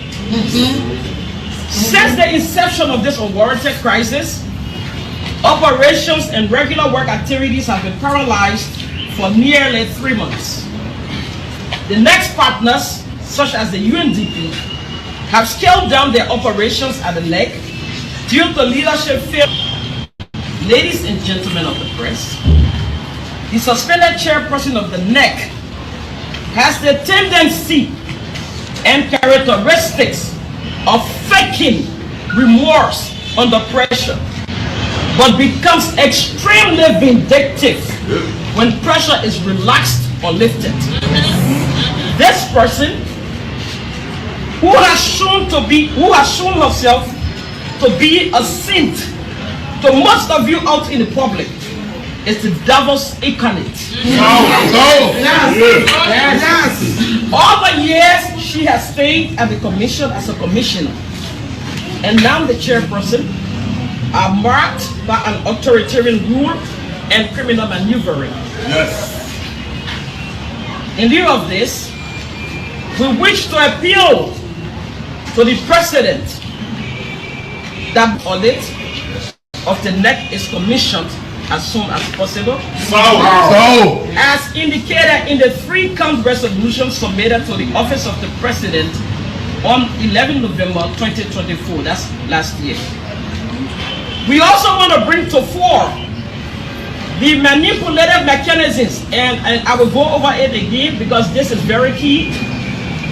We also want to bring to fore the manipulative mechanisms being orchestrated against common Liberians by people in high places in close proximity of the presidency, especially one Dr. Augustine Kone. Yes. We also understand there is an alleged collusion between the executive director Anthony Kistinge and the Minister of Finance, Mr. Augustine Pehe Gafua, who is a key. Finally, now that the president has played his role by truly rescuing the neck from the hands of a tyranny, we call on the entire workforce. We call on the entire workforce of the commission to return to full and regular work schedule beginning Monday, 20th January 2025. We also call on our partners, particularly the UNDP, to commence the process of re-engagement with the commission in preparation for the pending by-election in Niver County and other subsequent electoral activities. Thank you. May God bless the land from the hands of wicked individuals. A press statement from aggrieved workers of the National Elections Commission there appreciating President Joseph Yuma Boakai for suspending for an indefinite period the Commissioner Madam Devieta Brown Lasana, and that was last week. And over the weekend, the aggrieved staff or workers of the National Elections Commission held this press conference to appreciate the president, and at the same time calling on the president that as the suspension remains effective, there should be a forensic audit conducted at the election house of Liberia. And at the same time, in their press statement, they call on politicians who have since been backing the suspended Commissioner Madam Brown Lasana, that they don't know what actually they have been enduring at the election house under the leadership and stewardship of Madam Devieta Brown Lasana. So we have 15 minutes on the flip side of 8 o'clock. That is, we still have 15 minutes to be here with you this morning. My name is Nathaniel Success Token, of course, here as your presenter on Coffee Hour live on Maggie FM 90.5 and Mackie's TV Live. Thanks to all of you who have been following us on the show this morning. Thanks to those of you who've been watching, and as well for the comments that you have posted on this morning. We want to say thanks.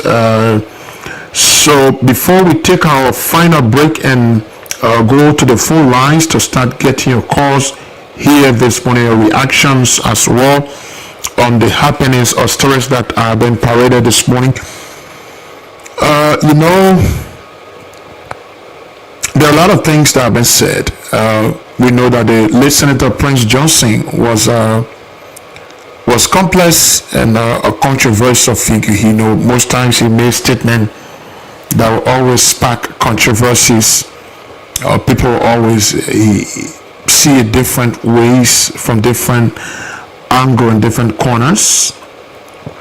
And during their funeral, especially during the time of people started paying tributes, the way people started speaking. Firstly, we heard from the MDR partisans that the death of Senator Johnson was not just normal or natural, but they felt it was because of pressure from the establishment of the War and Economic Crimes Court in Liberia. And we also listened to the former warlord and senator of that's Grand Jeddah County, Senator Thomas Yaya Nimle, who feels that the death of Senator Johnson was because of a betrayal from the Boakai Combs administration. In past administration, as he was known as the King's Maker, he always sided with politicians and potential candidates to win the elections so that he could be given time. From the establishment of the War and Economic Crimes Court, we know this has been the cry and call, and of course has been something that's been hanging around for a very, very, very long time. But then Senator Nimle is saying that the signing of the War and Economic Crimes Court was done under pressure, and it was one thing that the senator was never, happy to do, as much as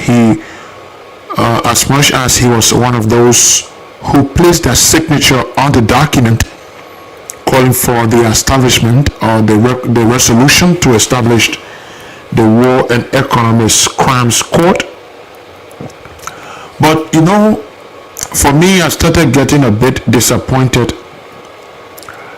from the way, yes, we know Senator Johnson was a political figure, but I don't think it is everything that we would try to politicize. And Senator Nimle, who today said the death of Senator Johnson was because of pressure from the establishment or signing the resolution for the establishment of the War and Economic Crimes Court, has been the same person who there have been numerous recordings in different times that he's taking the airwaves, to preach different hate messages, especially against Nibayans during political period. It happened in the most recent elections, the 2023 general elections, where he was seen and heard on radio that now President Congo was then candidate Boakai, who have won the election, was going to win the election, but then getting now Vice President Congo, was then Senator of Nimba, to be a running candidate with him was sand in his gari, meaning he has ruined his chances or his chance of winning the elections to be the senator, because Kung is from Nimba, and there are a lot of things being said. But for me, there's just one question I would like to ask. If what people are really saying, that the War and Economic Crimes Court establishment was one thing, or was the reason why the senator had the hypertension, or the pressure that they believed eventually took his life away. Was Senator Johnson the only person that participated in the Liberian Civil War? Or was the establishment of the War and Economic Crimes Court a target against the late senator, maybe to bring down his legacy? Or are we saying that maybe the late senator Because for me, from the way people are seeing it, this is how I've seen it, that we know none of us came to live on this earth forever. For me, I believe that the senator lived his life as much as none of us expected that he who have gone at this time, or the way it happened, that it shocked everybody. But from the MDR partisans, you listened to them earlier, they said almost the eve to the demise of the senator, he told them here in Ganta that his mission here has been accomplished, and he was encouraging them to be strong because he's leaving. So if all of those things happened, why do we want to bring, bring politics in the death of a statesman who lived his life? For me, I want to say the best way, and like Bishop Ballum will put it, that he lived his life for people. He was a generational thinker. Imagine if people like Senator Johnson had not stood up in the late 80s, the early 90s. Where would Nimba have been this time? Because Nimba was declared as enemy of the state. But we don't want to delve into all of those things. We feel that people should not dig the old wounds, so that we can't keep breaking the dark past into the present to corrupt the future that we are all, envisioning to be something better. And if things happen, okay, so we live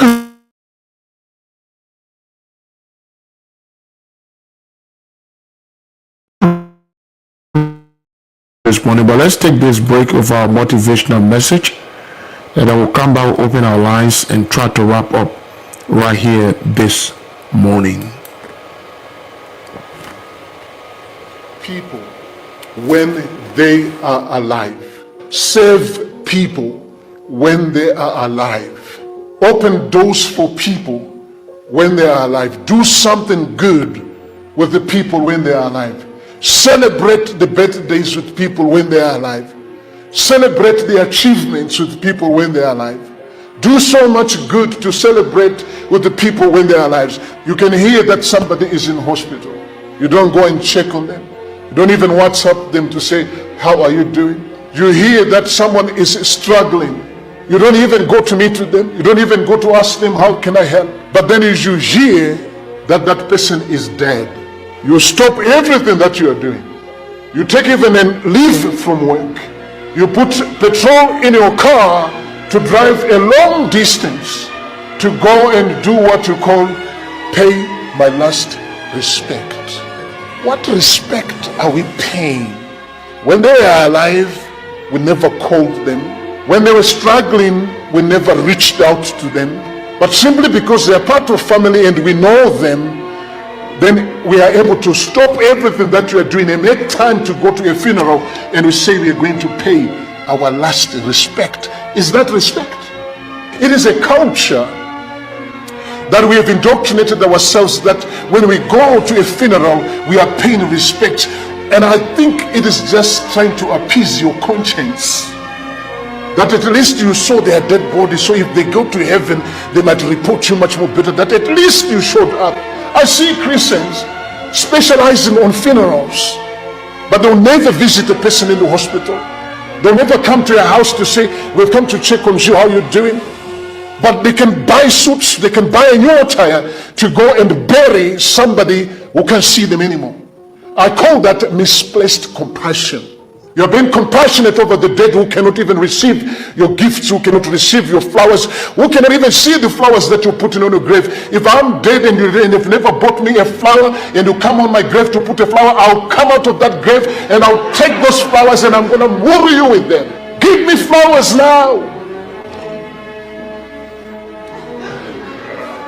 who say the black men does not want flowers, we want them flowers too. Oh yes, misplaced compassion. There, when people are alive, all of the praises that we bring to you, Lord, judge them at their funeral. All of those things are equal. When people are alive, people are hated upon.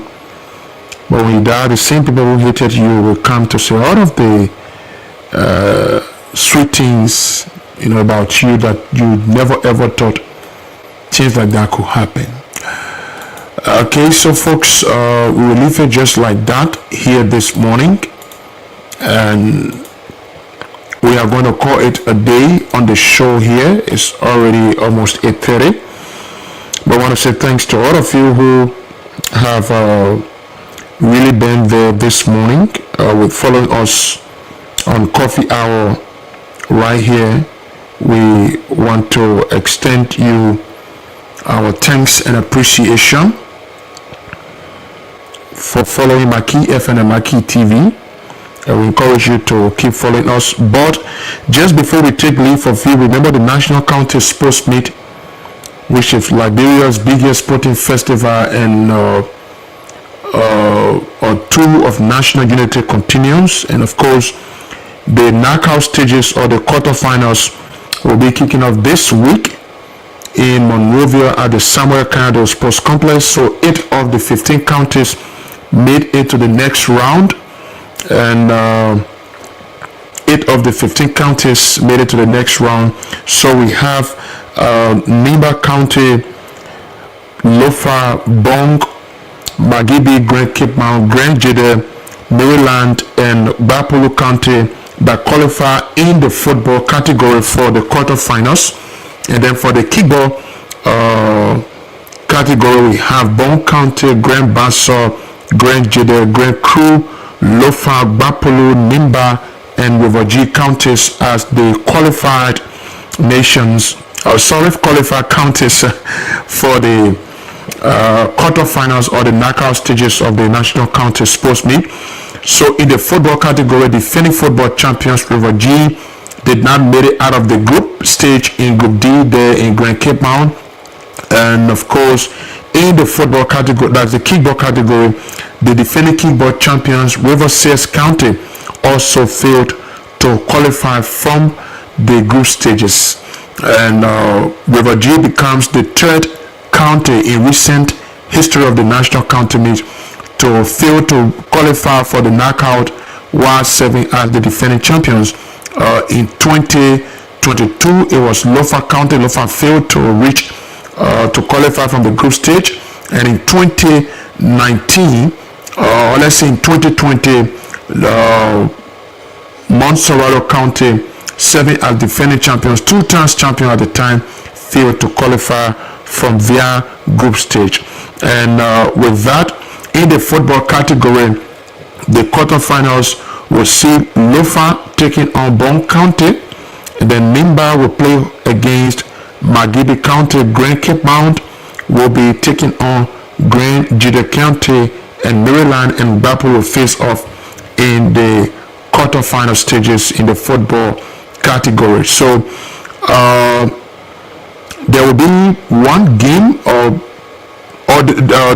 there's a change in the rules because of the current state of the Samuel Canado Stadium, which is the host ground, is the epic center for the National County Sports Meet, that is the knockout stages.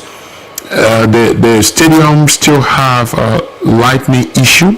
The lighting issue at the SKD Stadium is still deplorable. So there will not be extra time of 30 minutes at the end of each knockout game. That should be because at the end of the knockout game, if the match is still all square and there is no winner, there should be an extra time given, that is 30 minutes divided into 2 halves, 15 minutes per half. But the Ministry of Youth and Sports have announced that there wouldn't be extra time this year because they still have problem with the light at the Samarkand Stadium.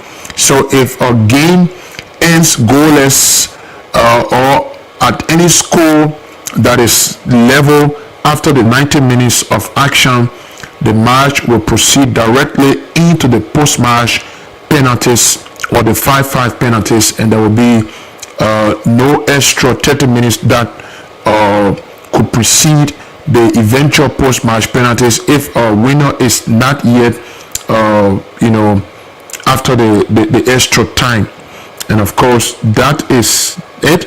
And the semi-finals, there could be just one game a day at the SKD, and like we provided you exclusive coverage and update in the group for Nimba in Grand Cape County. We are also working on things and hoping that we can be there in Monrovia to bring you the update and happiness from the National County Sports Meet right here on Maggie FM 90.5 megahertz. And I want to say thanks to all of you who have been following and appreciating our work. We want to say good morning to you, Pastor Stene. That's Elijah Kona of the Capro Mission Station here in Gompa. He's one person that seriously admires and follows our work here. And all of you, yesterday we had Mr. Blini, who followed the presentation or the administration of Apostle Ray Jimenez here yesterday, and gave a massive testimony on that. And there have been a lot of calls, and a lot of you have been reaching out to us. We want to say thank you. Keep following Maggie FM. Don't forget to always contact us to cover your events like wedding anniversary, your church programs, your wedding, birthday and all like that, even funeral activities right here. So we have our numbers on the screen, but you can call us on 0881 276038, 0770 625 004. So I want to say thank you so much. And the knockout of the county meet should be kicking off on Wednesday of this week. On Wednesday of this week. But I want to say thank you so much this morning for being there with us on the show. And we want to say thanks to all of you. Thanks for the time spent together right here this morning. We'd like to say many thanks to you. Goodbye. Have a blessed day and keep following Maggie FM 90.5 megahertz right here from Gompa City, Nimba. A blessed and a wonderful day with Maggie 90.5 megahertz.